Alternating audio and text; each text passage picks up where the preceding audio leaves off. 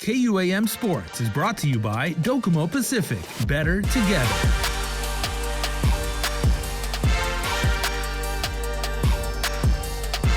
Dillon Quitugua, who's back home in Hawaii after taking part in the 240-mile Moab race in Utah. I'm just getting back on my feet, kind of getting a clear head. And that race was, it was a 240-mile foot race with, limited amount of sleep and a limited amount of time for me to do it. They had a cutoff of about 113 hours. And so it was a 5-day race. I was able to get about 1.5 hours of sleep per day. And I did about 2 marathons a day to finish that race.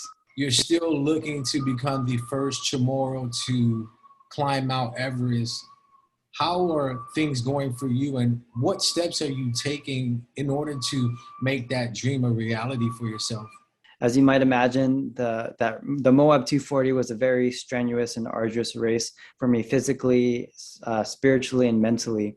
And so what I'm doing right now is cultivating a lifestyle of hard work and determination and consistency to really get my mental side ready for the climb of Mount Everest. And I'm seeing a lot of awesome strides with my physical fitness, as well as getting my story out there. I'm trying to show people, trying to show fellow Chamorros that I am serious about climbing Mount Everest. Here, look at me. I just finished running 240 miles in the desert, and the desert had a lot of snow and a lot of heat, and I experienced both weather extremes there, and I experienced a lot of exhaustion and a lot of self-doubt.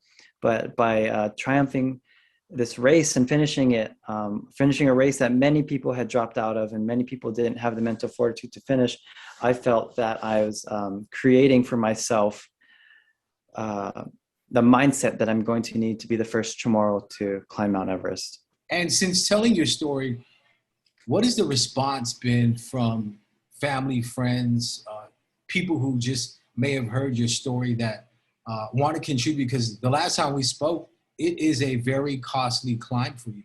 Yeah, the last time we spoke, we talked, it was about, I think I gave you a number ranging from $60,000 to $90,000.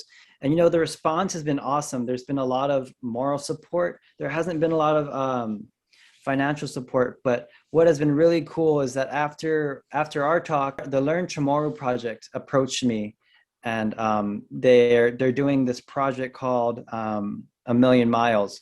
The whole idea of this project is in the year 2022, they're trying to do a cumulative 1 million miles in 1 year. And so that's the whole community of Guam trying to come together to do 1 million miles. And so I'm actually going to spearhead this fundraiser that they're doing in March by running the perimeter of Guam, and not the 48-mile race that goes on, but the actual full perimeter from the southernmost point to the northernmost point, around 90 miles. And that is, again, to raise awareness and show people that maybe don't understand what 240 miles is, but people in Guam can understand, yes, I'm going to run the entire road that circles Guam. And it's been awesome. I've been working with Troy Agan, who is the executive director of the nonprofit, and they've been really helpful with me. And they're trying to help me get those sponsors, get all of the information out there that, it helps them, but it also helps me. But I'm really trying to drive home the fact that I want to do this for myself, for my culture, my family, and for all Pacific Islanders. And in programming news, make sure to keep it locked to the stations of KUAM for all of your NFL action. Monday, November 8th, KUAM TV 11, 4 in the morning, NFL on CBS. The Las Vegas Raiders at New York Giants. Switch the channel over to KUAM TV 8, 11:20 in the morning, NBC Sunday Night Football, Tennessee Titans at Los Angeles Rams. KUAM Sports is brought to you by Docomo Pacific. Better together.